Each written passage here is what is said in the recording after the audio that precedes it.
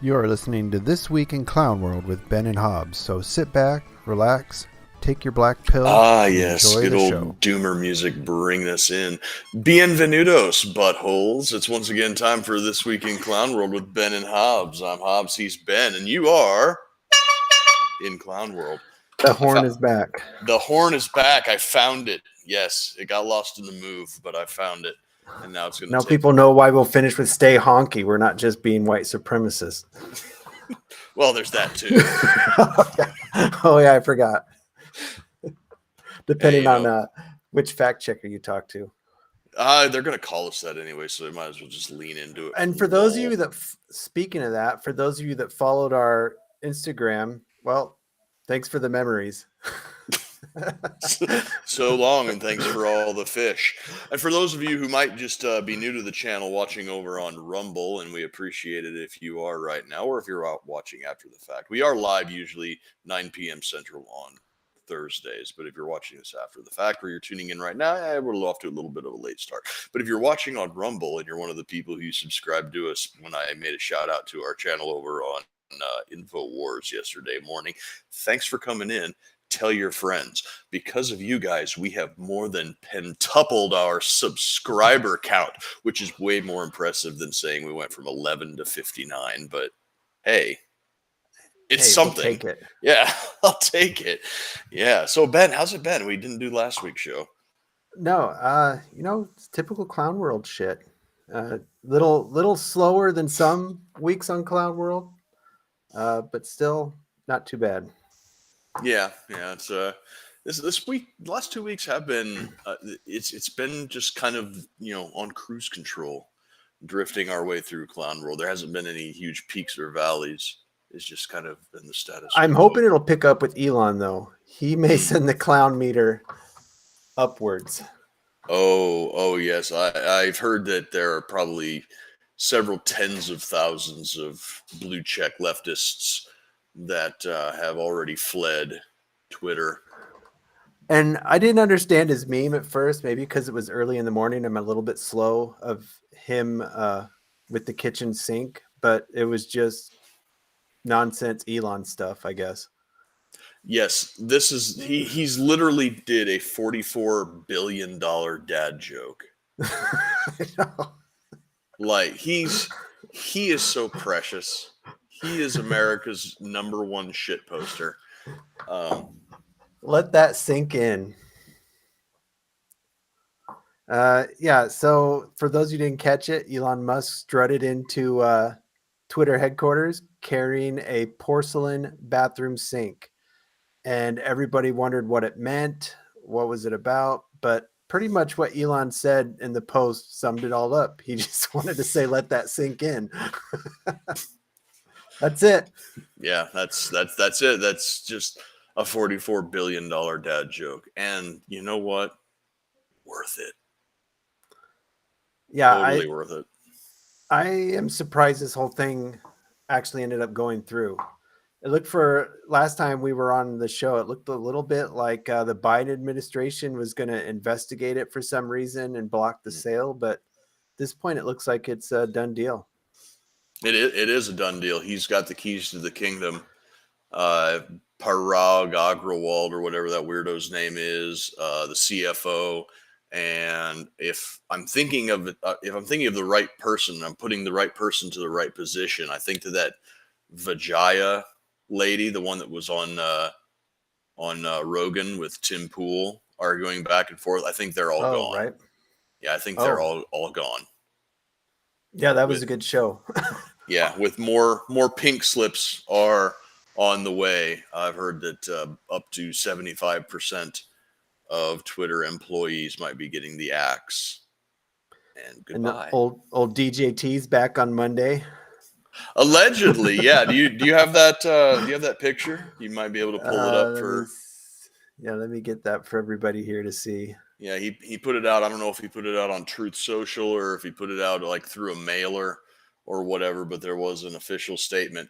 I got the picture in a group chat. It was off of Disclosed TV's Twitter, and shockingly, that tweet has been deleted. So I don't know if Disclose deleted it or if this is. I'm going to put us down. I'm just going to put us down here so people can see the full size. Yeah, I'll read it here for people who might be listening on audio. Once you pop it up at full size here. Statement by Donald J. Trump, 45th President of the United States of America. Congratulations to Elon Musk on his purchase of Twitter. Many people are saying that change was needed as the old management was too concerned with woke agenda. I have been told that my account will be back up and running on Monday. We will see. Happy to be able to engage with an African-American owned business.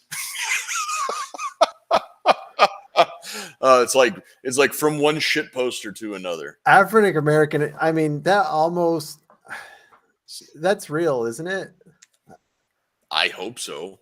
That he would say that at the end. Yeah, and I said it in the group chat earlier, but calling Elon an African American, it will never get old. Most successful African American businessman ever. Richest man on earth is an African American, so suck on that, lefties, with your determinism, your ethnic determinism.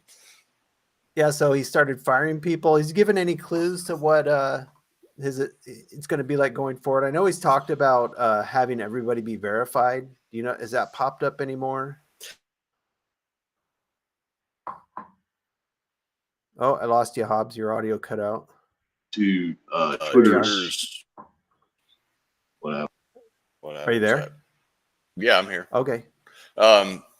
Did I cut out audio wise or just the video? Just a second. Anyways, go ahead. Okay. Well, anyways, he sent a letter out to Twitter's business partners, and he was saying that, contrary to what they're trying to spin it in the media, he's not trying to turn Twitter into a lawless, ruleless hellscape. There's still going to be standards, and yeah, 4chan has that market cornered. Yeah, pretty much. But he is going to be like that Trump letter that we put up there. He is going to be restoring certain people's account. I'm hoping for accounts like Milo Yiannopoulos and Alex Jones and InfoWars and all of those. Donald Trump obviously is going to be a big one to get back up there. He even said that if nothing else, Donald Trump is going to get his Twitter account back because banning him was morally reprehensible and just plain stupid from a business standpoint. Yeah, just from a business standpoint, what a dumb idea. Yeah. I mean, how many eyeballs was he driving to that site every day? No, tons. Even just people that were hate clicking just to see what Orange Man Bad had to say. Then that's beefy. Yeah, I can see Monday all day, Monday long. Donald Trump doesn't get his Twitter account back, and then it's like late at night, like midnight or 1 o'clock in the morning. He's laying in bed. He's got his covfefe on the nightstand next to him. He's sitting there looking on his phone, and all of a sudden a notification pops up in his email. Your Twitter account has been restored. Accept. And he hovers over it for a second, goes into it. I'm back. Send. I think he should just reopen with Kofifi again. One of the best all-time trolls, and probably not even on purpose. Well, and Elon had originally said that he wanted to cut down on the amount of revenue they get from advertising, but it seems like he walked that back. He wanted to go with subscription services. Like, who would have subscribed to Twitter? Somebody put out. I saw today that they tagged him in a tweet saying that there ought to be some type of monetization. I think it was Zuby who said that there should be some type of monetization available because there's like a top 1% of Twitter content creators drive the majority of traffic to the site, and they should be compensated just like every other every other social media site has some type of monetization for the whales, the content whales out there, and Twitter doesn't. And he tweeted back, he said, yeah, I agree. So, maybe we can get Nathan to move over to Twitter. Yeah, move over to Twitter. Well, we were on Twitter at one point, so maybe we'll get unbanned. I've never been much for Twitter. I don't really have an interest in hearing people's hot takes all day. Yeah. I had one for like 2 weeks, and it was just like I couldn't keep up with it. I didn't know how to work the UI. I was just like, no, I'm good. Call me. Mike Prepper says, watch Twitter crash with the spike in use. Want to see what DJT says when he comes back? Probably. Yeah. People will be definitely watching. So yeah, he fired people. He's letting people back on. It'd be interesting to see if he turns it around. Stock price is still kind of way down. Didn't really move much when he took over. So, speaking of stock prices that are taking a tumble, have you seen Facebook lately? Yeah, what a crapper. Or Meta, yeah, or whatever dumb shit that they want to call it now. Yeah, so apparently a few weeks ago, Facebook bought back something like $42 billion worth of their own stock at $300 a share. And right now it's trading at a little over 100. So they took a dropped even more. It's down below 100 even. Oh, yeah. So they're taking a bath. And the thing is, though, is that I don't understand like what happened recently that caused that to happen. I mean, I know it's a shit company with a shit business model, but it's a stupid ass VR thing he wants to do. Everybody's like, what the? Nobody wants this. The metaverse. Nobody wants to hang out in a Facebook metaverse. Yeah. And have you seen the avatars they use? They look like fucking Roblox Wii or Roblox. I mean, at this point, Roblox has a better metaverse than Facebook does. Yeah, but you don't like strap it to your face and sit in your recliner with your piss and shit tubes firmly attached to yourself. And that's the goal. I think that is the goal. Like, why live in the real world when you can live in the metaverse and just sit in your coom pod all day long? And I'm just guessing the metaverse is full of furries. Everybody's got a cat girl avatar. Yeah, it's how you can forego buying an expensive fursuit to live out your fursona. Just jack into the metaverse and then jack off or whatever. Yeah, but I think that's the main tumble is he's just going all in on this shit and nobody wants it. It looks like crap. They can't even get their own employees to use it. Imagine it's uncomfortable. They had kind of an intersection with NFTs at one point. So they were selling virtual land in the metaverse as NFTs or whatever. And, one of these companies that was doing that, they were valued at billions of dollars, and it was revealed that 28 people were using it at one time. So it's all just smoke and mirrors. And I think everybody's starting to realize it. Zuckerberg is such a creepy weirdo that nobody wants to buy his stock. It's just bizarre. Somebody over here said it's easier to eat the bugs through a tube when you think you're eating a steak. Yeah, that's the point. You will eat the bugs. You will own the nothing.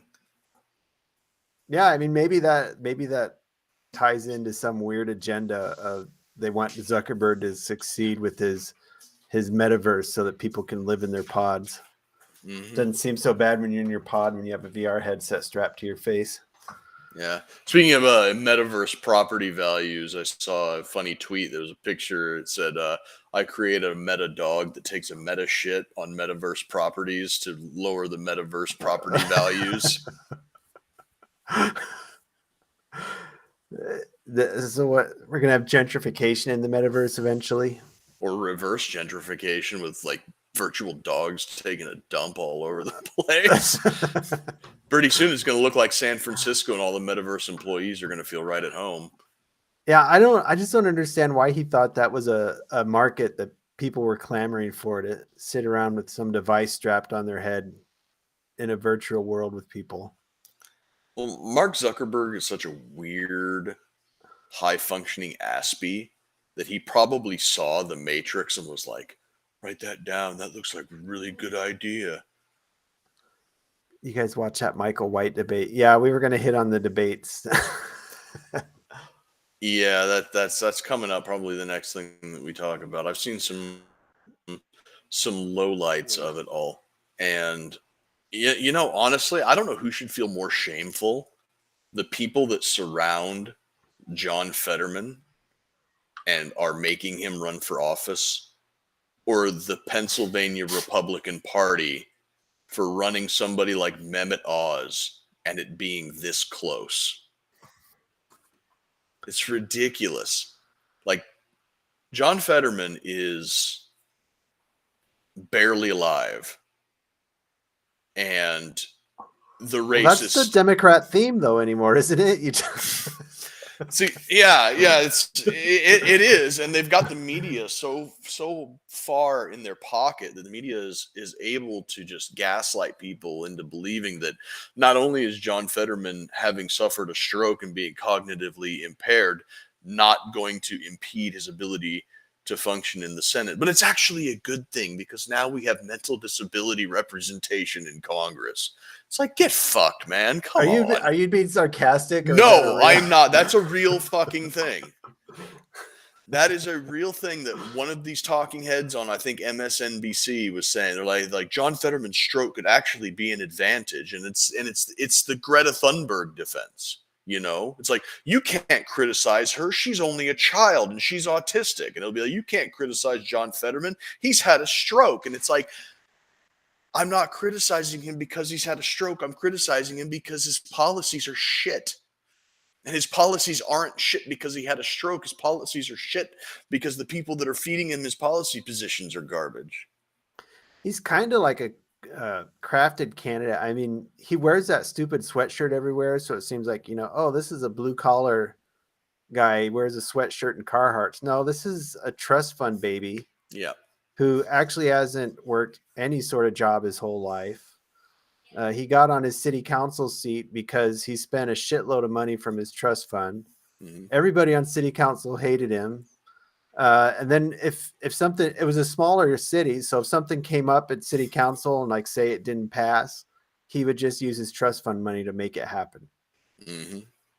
Yeah, he wears that stupid hoodie everywhere because it covers up that conjoined twin that he's got growing out of the back of his head. I don't know what is going on there. He looks terrible. I don't know if he must have a lifetime of bad posture or what, but he just does not. They should have just left him in the hoodie permanently because he did not look good in that suit at all. No, the dude looks like a cross between Uncle Fester from the Addams Family and Billy Bob Thornton's character from Sling Blade.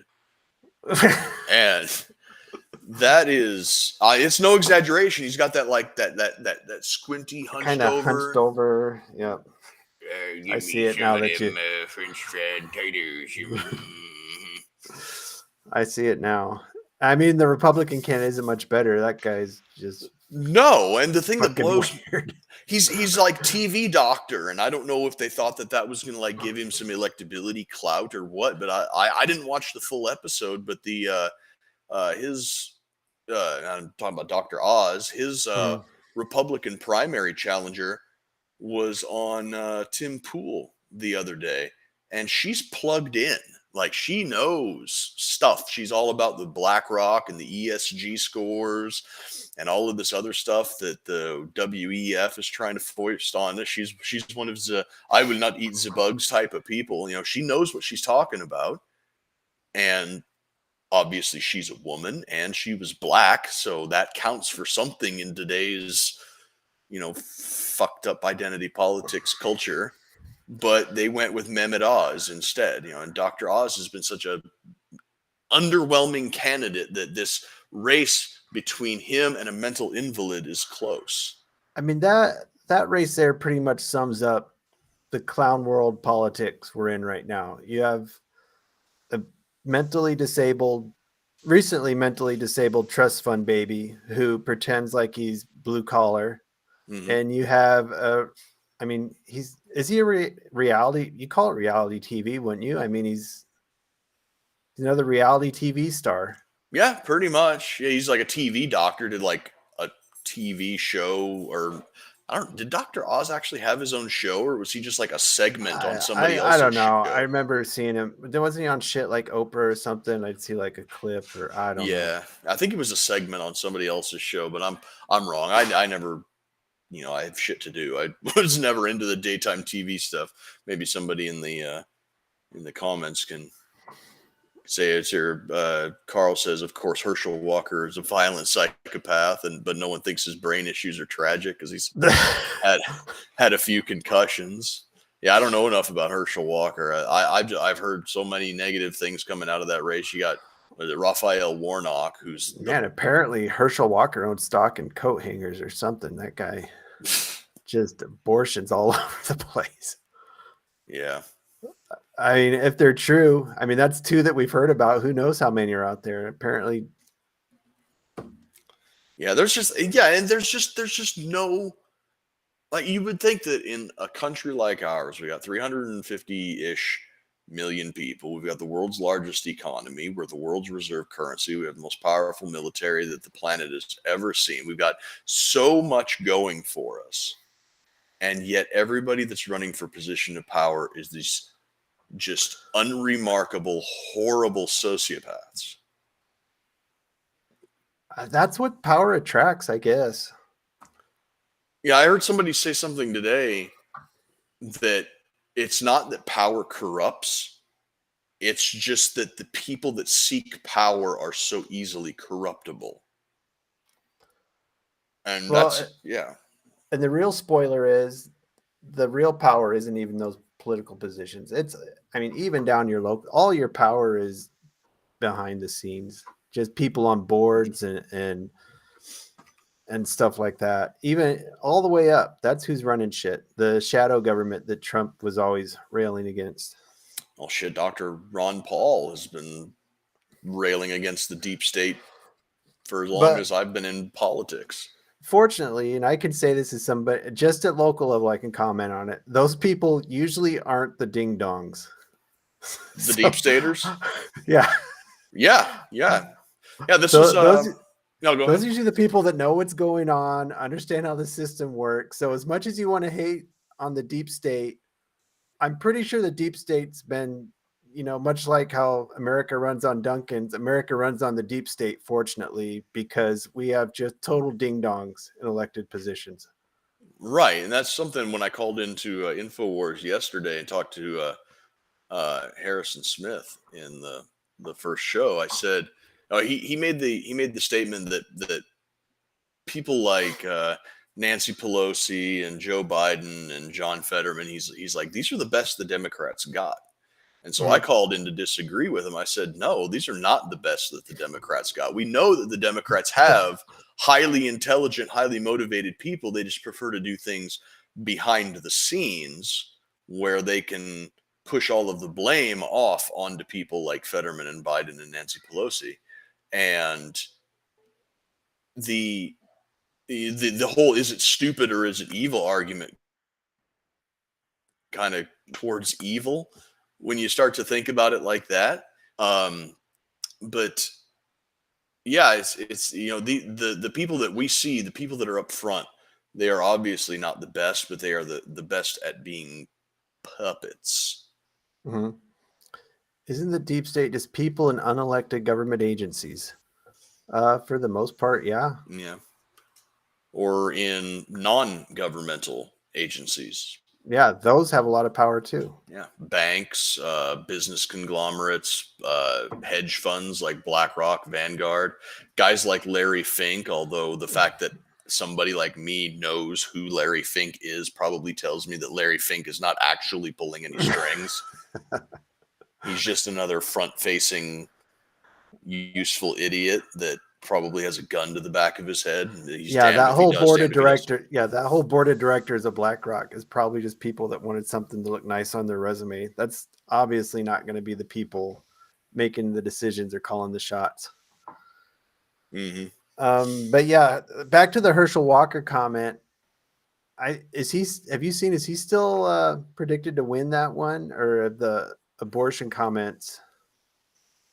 It almost seems like people in Georgia are so sick of Democrat bullshit. They're going to vote for Herschel. He's not going to win for being Herschel Walker. He'll win because he's not Warnock or the Democrat.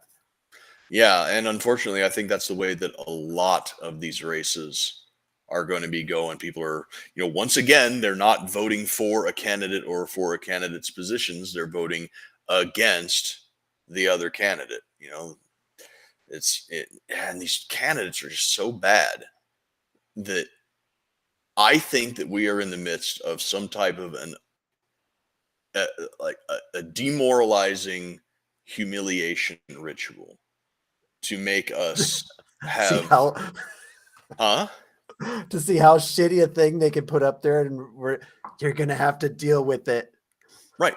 Yeah. It goes back to the gaslighting and the cheating and everything that took place in the 2020 election, juxtaposed to the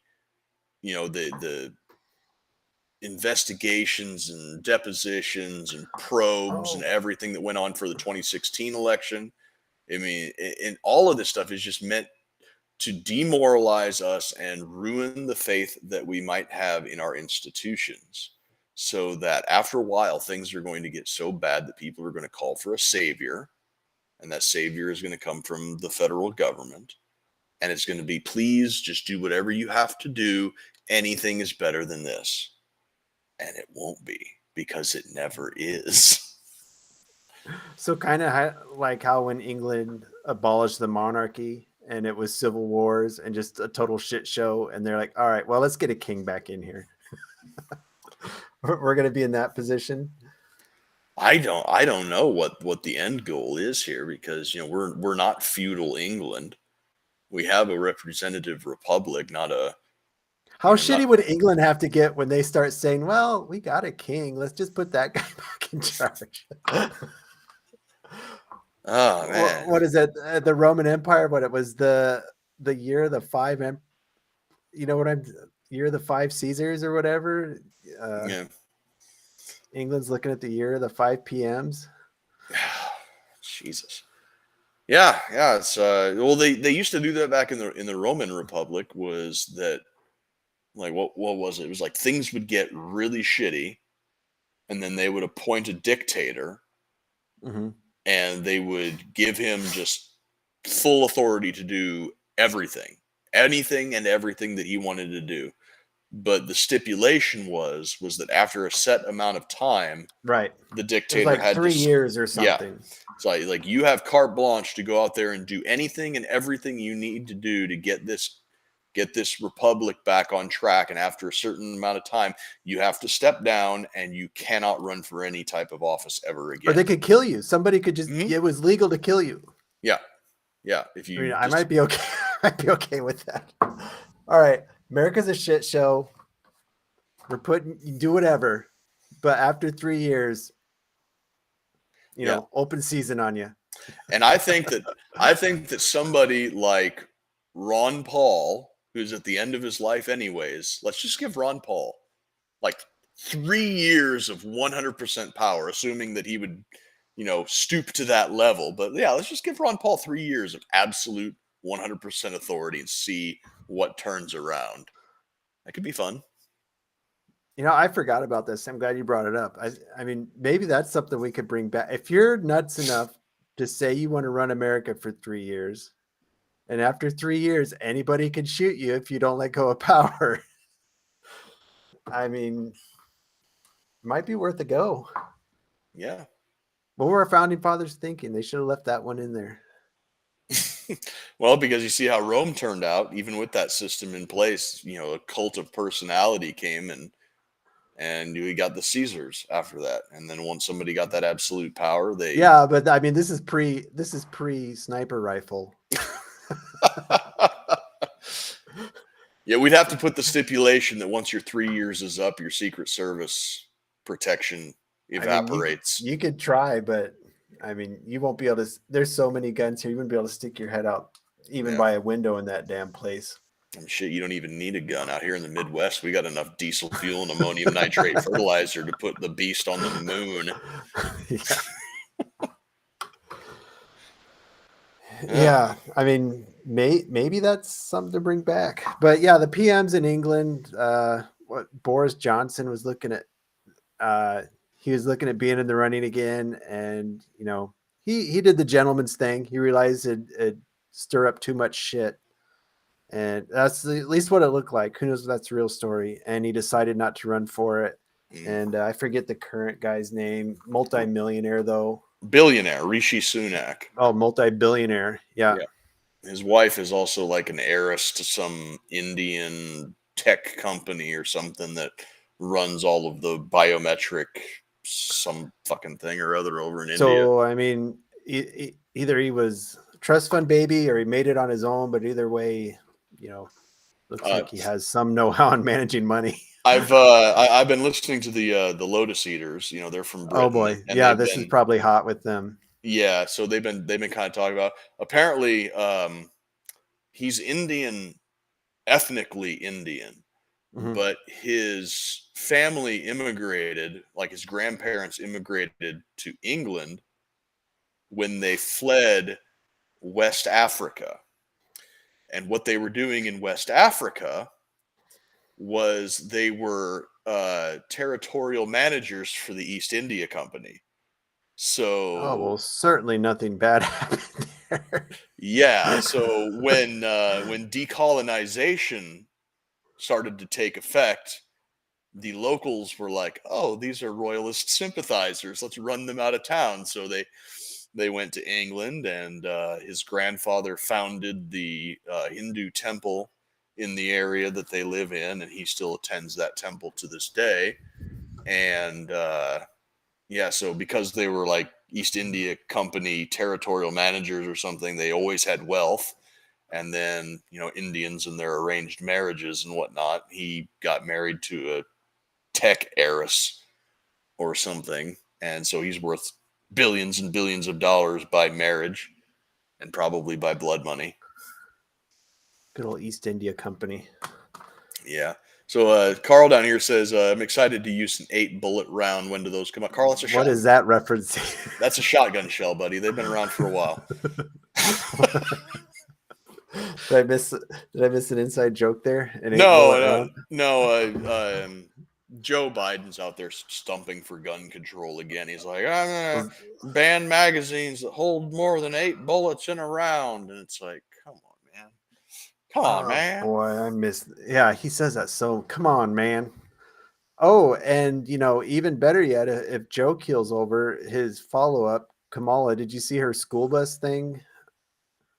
How short of a bus was it? She just, how she just starts, she just starts talking and she can't realize what she wants to say. And she starts repeating the word over and over. Mm-hmm. She did it with school buses this time. They were talking about green school or I don't know, carbon neutral school buses. And she just school bus. I rode a school bus. Who here likes school buses? Everybody likes a school. It was like unbelievable. Did she do that nervous cackle that she does? Yeah, she did. I thought she was going to start singing Wheels of the Bus for a minute, but she caught herself and shut up. But that's the worst part about Joe being in there. The vice president option is so terrible that as bad as Joe is, you're just praying he doesn't keel over. Yeah. Yeah, because I think that the handlers have enough of a handle on Joe Biden that they can keep things running. Oh, and yeah. How they're running is pretty shitty. But I think that Kamala Harris she's lucid enough and she's stupid enough that she could go off script at any moment and still have the cognizance to be able to see what she says through. Joe will be like, I have an executive order that every day is ice cream day. And they'll be like, okay, Grandpa, whatever. And then nothing comes of it. But I think that Kamala could actually say something retarded, create the task force for ice cream. And then be like, oh yeah, didn't I put the task force for ice cream yesterday? Let's follow up on that. And then next thing you know, it's going to be taxpayer subsidized ice cream and diabetes for everybody. I just can't even imagine what that administration, that's beyond the pale for me, how bad that administration would be. We need Joe. I mean, they need to keep pumping him full of adrenochrome and whatever they're doing daily to keep his ass going. Yeah. I wonder what Kamala's vice presidential pick would be. Like, no idea what she would pick. What yes slay queen girl boss would she put in as her VP? They'd be the first. I'm gonna say first trans VP, like that wacko Surgeon General guy girl. Don't ban us, YouTube. Yeah. I'm not even gonna say their name because I might use the wrong one and be accused of dead naming. But that person would be her VP.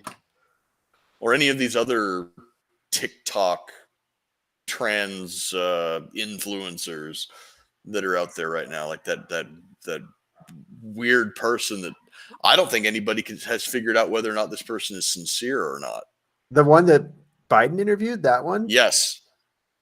Have you seen some of the other clips that this person has put out there on social media? I could tell if it's satire or not. Yeah, this is such a piss take that if this person is serious, then transitioning is the least of their mental illnesses. What was their hashtag? Or they wanted to normalize the bulge or whatever? What was their thing? Yeah, it's oh god. Yeah. So was that guy? You have to wonder. I mean, we know Joe isn't doing stuff. It's his handlers. None of them vetted that guy, or was it? Let's see what Joe does. Let's put this guy out there. Yeah. I don't know, man. Apparently this guy's is sincere. Like when we say that, or when I say that the drag queen obsession is a hypersexualized caricature of femininity, this guy takes the caricature of femininity thing and cranks the dial up to 11.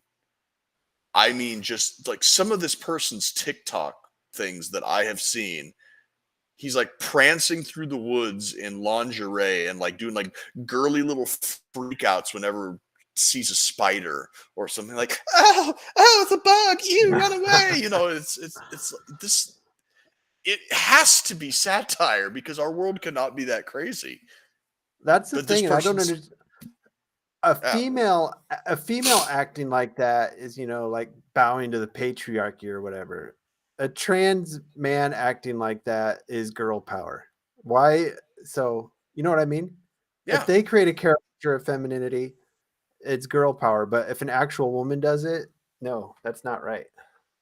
Yeah, the progressive stack and the hierarchy of intersectionality is so Byzantine and weird that you just can't keep track of it, because it's supposed to be about smashing the patriarchy and undermining gender roles, but at the same time, a trans woman or the men who think they're women have to, it's imperative that they must dress in the girliest clothes and display the girliest mannerisms and truly embody the stereotype of femininity. So which is it under roles or fulfill them to the maximum, or does that only apply to trans women? Honestly, how do they keep track unless they have some type of like hive mind going on, which honestly wouldn't surprise me. That's what I have more respect for, is a trans person whose dress seems very androgynous. It's like, all right, fair enough. You're trans and you're dressing comfortable. You're not letting any sort of gender thing. That would get my respect. It's these trans ones that go hypersexualized either way, that it's just like it's obvious they have some sort of weird mental issue, or they're making some bizarre statement. It doesn't make any sense. Or it's it seems like it seems like more often it's the men transing. Is you don't see a woman transing male as much, and they're out there in freaking cowboy hats and Carhartts. You know what I mean? Well, what I've seen this not a documentary, but like a short clip or whatever, where there were female to male transgenders, and they realized after transitioning, or at least after passing as men, for a while. They're like, yeah, being a woman in the first world is like having the difficulty slider all the way down to Yeah. down to easy mode. And I didn't realize that until I became a man. And it's like, it's what we've been trying to tell you guys for the longest time, that your life ain't so bad if you're a woman in the first world. For some reason, 70% of you are on antidepressants. It's like, what the fuck do you have to be depressed about? But whatever. Yeah. What was it? I thought a funny one. Ellen Page, where since they were a white man, now they're the enemy. Yeah. Yes. That creature was. I remember back when they were still a woman and a gay woman, and it was like they were doing like a mini series on Vice that I saw clips of one time, and just doing this whole like pity party, woe is me because I'm gay. It's like what we go through. Why would anybody, like, I know that I was born this way. Why would anybody choose this oppression? It's like, bitch, you're worth millions of dollars. You star in movies. You are not oppressed. You are a woman in the first world. You are living on easy street. Any oppression you have is a boot that you are putting on your own neck. Sit down and shut up. And now that just being gay isn't enough victim points, suddenly Ellen Page wants to be Elliot Page and chop her tits off and look like a very, very sick and perpetually sad individual. When somebody here said try it out in Africa, we prefaced those by saying in the first world. I'm sure if you're a woman and you act like a man in Africa, it's could be a much better option. But here in the first world, you have your difficulty slider tilted your direction if you're female, especially white. Yeah, it's I don't know if you're talking about try it out in Africa, or try to be a woman in Africa, or try any of the LGBTQAI plus LMNOP shit in Africa, because why are you gay? Yeah, why are you gay? One of the best clips of all time. But yeah, in Africa, doing the shit that we're, somebody waves a rainbow flag and you're gonna get a ticker tape parade. Here in the first world, you try that shit in Africa, you're gonna get thrown off a building. Yeah, scientific libertarian is joking. I too want to be a man someday, but I like charcuterie platters too much.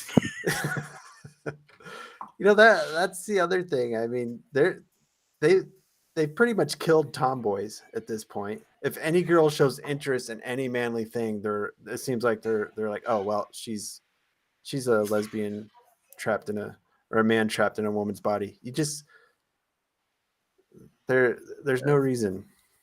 Yeah, I'm not 100% sure what a charcuterie platter is, but if it's what I think it is, there is no feminine energy in smoked meats and cheese. Yeah, I don't know. Yeah, it's all meat and cheese. That is strong. There's no. What did that guy say to us on our Facebook page? We're full of moist feminine energy. Okay, bro. We got in an argument over this kind of the same topic Nathan did with the guy, libertarian. It seemed like we aligned on everything, but I forget what the guy was pro. I don't know. He didn't like how we were picking on pedophiles, and he told us we had a lot of moist feminine energy. Yeah, it's like I've never been insulted weird hill to die on, bro. Yeah, it's like new insult. Great, never heard that one. Probably never will again. Yeah, tomboys are great. Still sit. So yeah. Oh, what was that? Last time we were on, I talked about how Biden needed to realize that he needs to suck Saudi Arabia's dick, and he decided to release a bunch of the oil reserves. Well, Saudi Arabia came out and said countries using emergency stocks may find it painful in the months to come. No idea who they're talking about there. Oh yeah, that's a real head scratcher. And then they expanded on more. Emergency stocks are for natural disasters, and even mentioned war. Yeah, I think there might be one of those on the horizon. I mean, if the country that sells us oil realizes how stupid tells us, you guys are being stupid. If there's a war, you're not going to have enough oil. Yeah, we might have fucked up a little bit. Yeah, definitely. And that is just, taken in isolation, a lot of the things that are going on in this country, you can just chalk it up to stupidity. Like shutting down our energy supplies and having to dip into the strategic oil reserve because of some type of a crisis happening on the other side of the world that was kind of picking up the slack as we transition into alternative energy where the infrastructure's not even there. That taken in isolation is, okay, that's just poor planning. You take in isolation the incessant printing of trillions and trillions of dollars and pumping money into the money supply and causing inflation to go up. Okay, in isolation, that's poor planning and stupidity. You take the loss of domestic manufacture of diesel fuel additives, offshoring it to places like China and Russia and Australia. Okay, that's poor planning. But then you start aggregating all of these disparate things together and they start to paint kind of a bigger picture. And you zoom out to the 10,000 foot lane and you're like, all of these things are connected and they are all leading us into one destination, which is really bad times ahead for all of us, especially in the third world. But there's going to be some lean times here in the first world too, if this country and its leadership doesn't get its shit together real quick. Well, and much in the same way that we pissed off Saudi Arabia, China pissed off America, and much how Saudi Arabia can cut off our oil supply, we decided to cut off their chip supply. So, and huge repercussions. Yeah, and because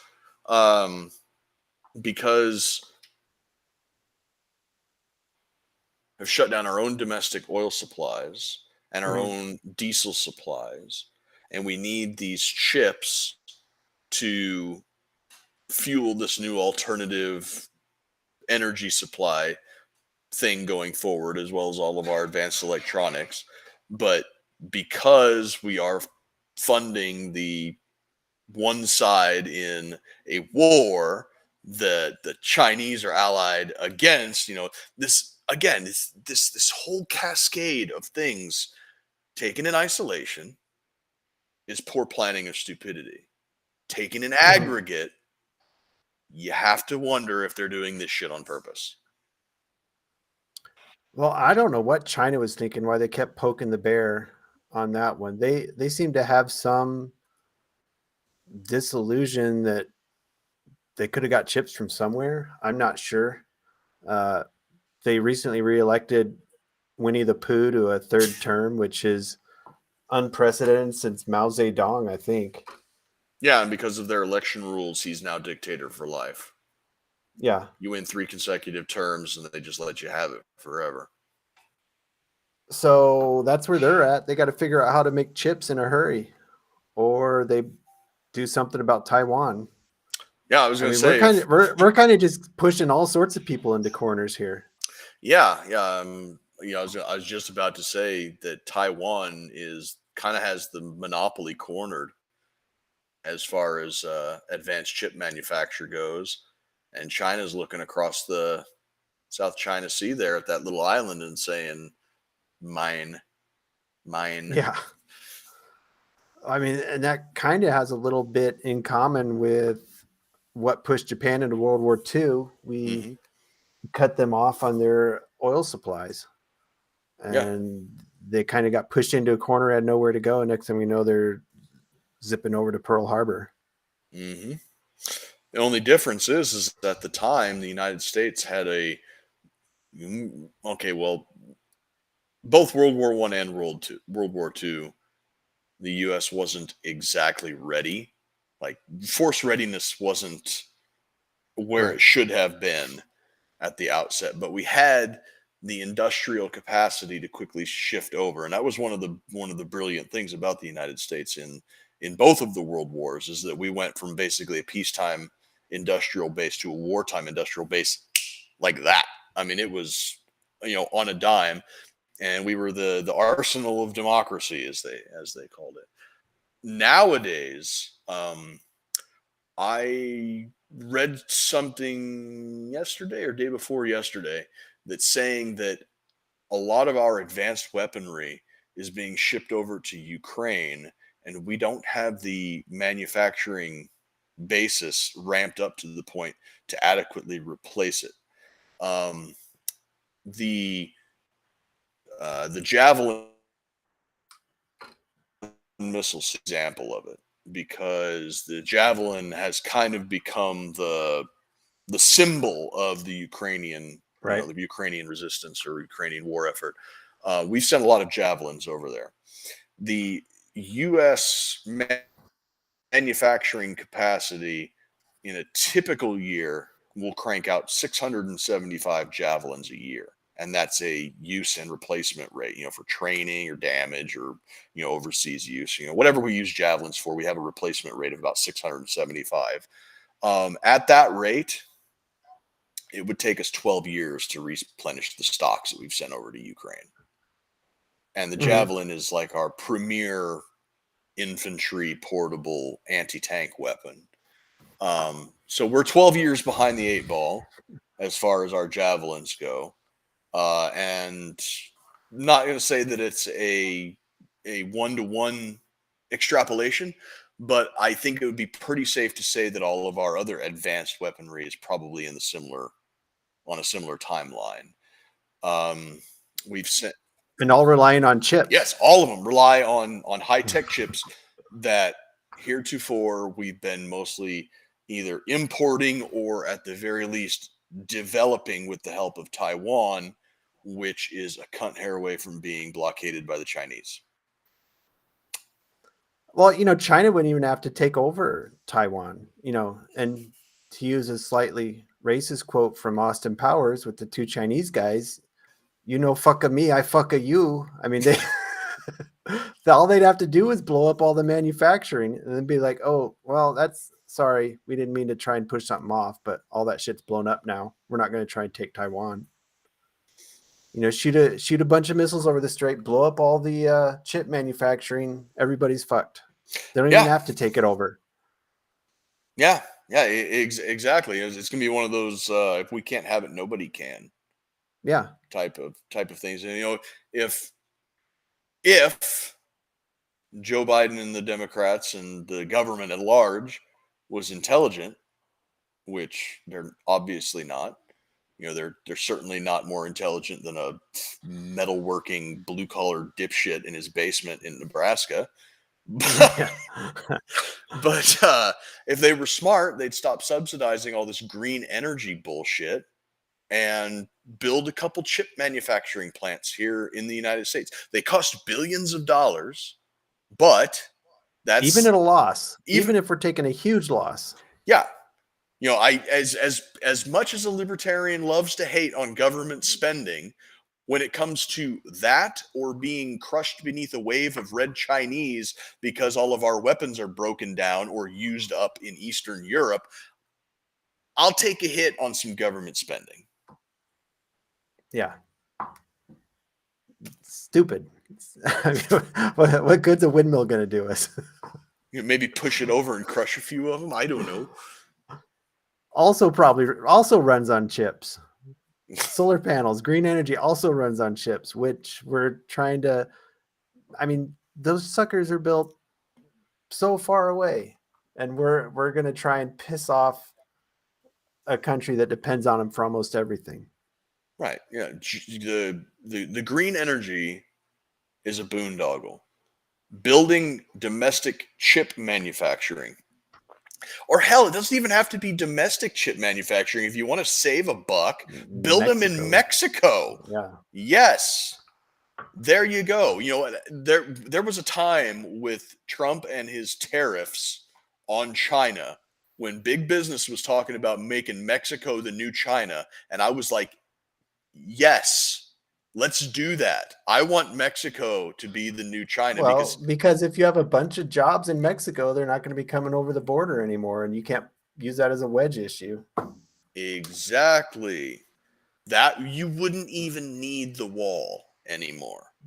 And that's the type of brilliant 4D chess type of move that you would expect from the God Emperor. But if you had all of these nice, high paying jobs, manufacturing jobs, they're not necessarily even high paying, but just stable, good jobs in Mexico, the people in Mexico and South America would not be coming here, causing a wedge issue type of thing. And the logistics line would be greatly simplified because Mexico is right there. There's not a Pacific Ocean between us and Mexico. There's the Rio Grande. It makes no sense. I mean, it makes too much sense. That's why they don't do it. It makes no sense why they wouldn't have went through with it. I remember that coming up too. Not you mentioned it, the chip manufacturing moving to Mexico, but I'm sure it's related to immigration. Neither party wants to fix immigration because then they couldn't use it for. But I said that about abortion, and here we are with Roe versus Wade overturned back to the states. Mm-hmm. So maybe there's hope yet. They'll build plants in Mexico. Yeah. Maybe. We'll see what the midterms bring. They're only 11 days away. But we're up on an hour here. I think we hit on everything we wanted to hit on. Mm-hmm. We had some people watching on Rumble. Some guy said 3 minutes. We had 3 minutes of boring, and he was out. So sorry, dude. We got boring for 3 minutes on you. But we'll be back. What? There was a comment over on Rumble. Those 3 minutes were boring. I'm out. Oh, sorry, man. Sorry about those boring 3 minutes. We'll try harder next time, I guess. We'll keep the boring to 2.5. But yeah, we'll be back next week. Same time, probably a little bit earlier. Check us out on Rumble, YouTube, Facebook. We're banned off Instagram, so us in the chat for that one. We won't be back there again unless Meta goes bankrupt and Elon buys out Instagram. We might be back on Twitter, so we'll have an update on that next week. If the Don gets back, surely we have a chance. There you go. So we're out of here, and stay honky.